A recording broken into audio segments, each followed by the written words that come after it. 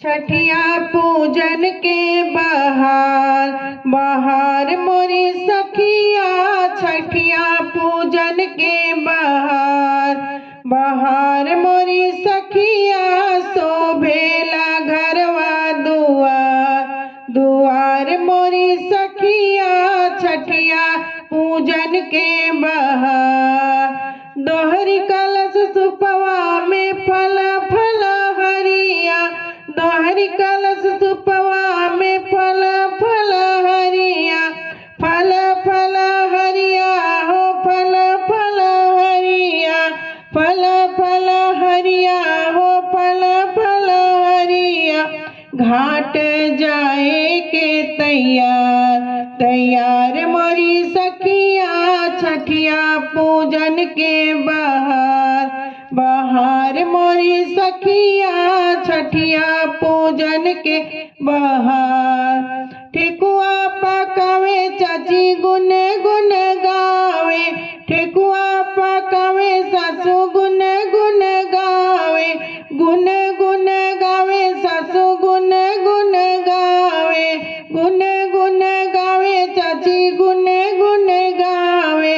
रची रची बांधे कसार कसार मोरी सखिया। छठिया पूजन के बहार बहार मोरी सखिया। शोभे घरवा दुआर दुआर मोरी सखिया। शोभे घरवा दुआर पियरी सुखावे भौजी दौरा सजावे।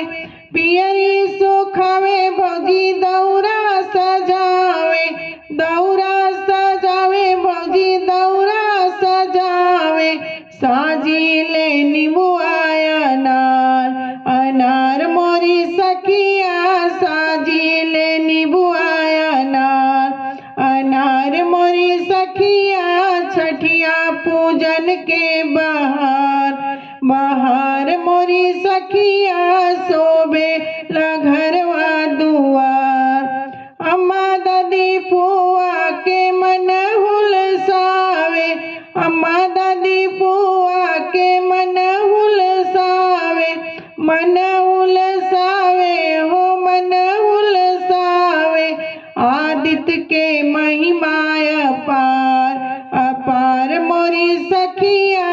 आदित्य के महिमा अपार अपार मोरी सखिया। छठिया पूजन के बहार बहार मोरी सखिया। छठिया पूजन के बहार बहार मोरी सखिया। शोभेला घरवा दुआर दुआर मोरी सखिया। छठिया पूजन के बहार।